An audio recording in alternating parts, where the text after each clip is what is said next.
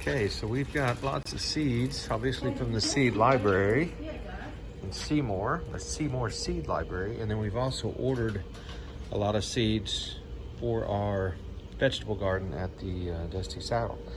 So we want to get these little planters here, start getting them going.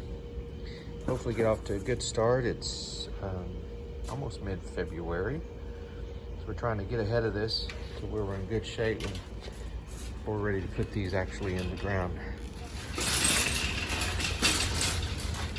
Get some soil too to get these guys. It's very hard. Here. This stuff is very hard to wet. Oh, we don't want to do that. And then it, I think what we should get is just the indoor potting mix or. What about peat moss? Well, see, peat moss,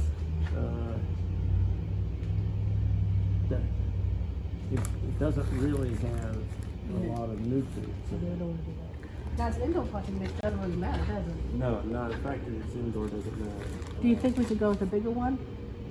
Well, that certainly would give us enough. This is 537, and this is, well, that's, I don't know if that's not